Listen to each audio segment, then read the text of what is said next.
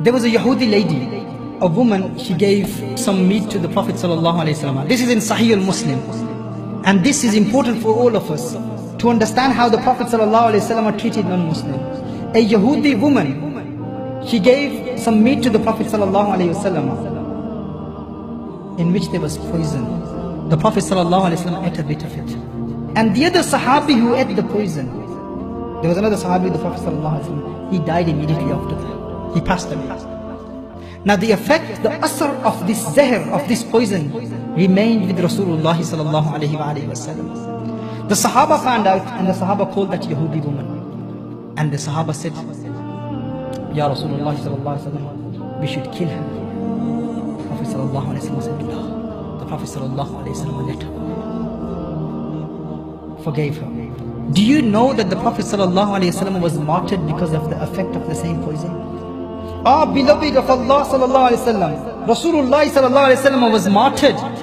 The effect of the poison remained with Rasulullah sallallahu alayhi wa sallam, and because of the same poison the Prophet sallallahu alayhi wa sallam passed away.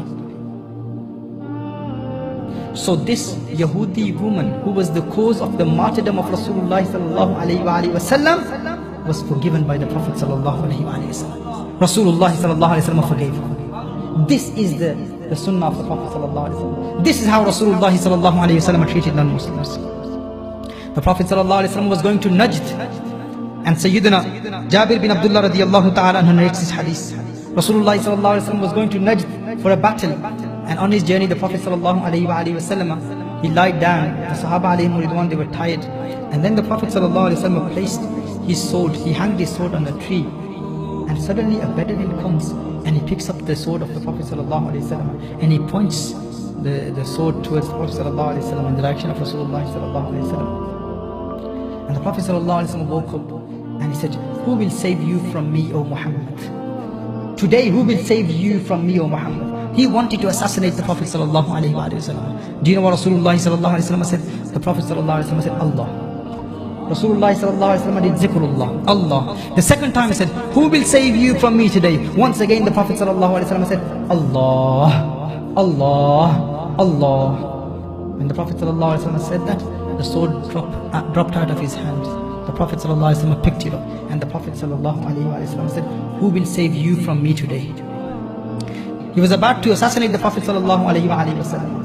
And then the Prophet sallallahu alayhi wa sallam said to him, Atashhadu an la ilaha illallah, meaning, do you accept Islam? He said, no, Ya Muhammad, I will not accept Islam.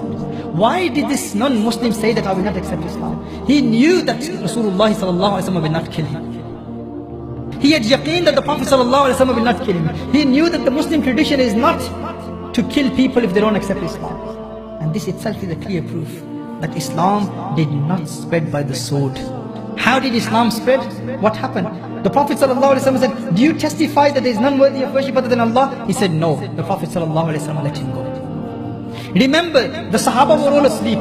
Sahaba did not see this. Sayyidina Jabir ibn Abdullah radiyallahu ta'ala narrates, he says, later on the Prophet ﷺ told us, this is what happened.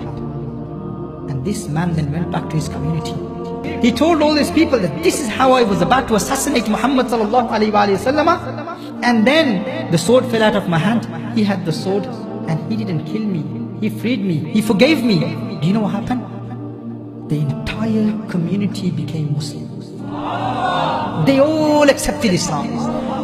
This is how Islam spread. By the love of Rasulullah sallallahu alayhi wa sallam. By the forgiveness and the forbearance of Rasulullah sallallahu alayhi wa sallam. This is the mercy, the compassion, the love of Rasulullah sallallahu alayhi wa sallam. This is how the Prophet sallallahu alayhi wa sallam treated non-Muslims. And make sure when you talk to non-Muslims, give examples and tell them, if someone has a gun in his hand pointing towards you like that, he's about to kill you, and for some reason the gun drops out of his hand, and then you pick it up, what would you do? What would you do?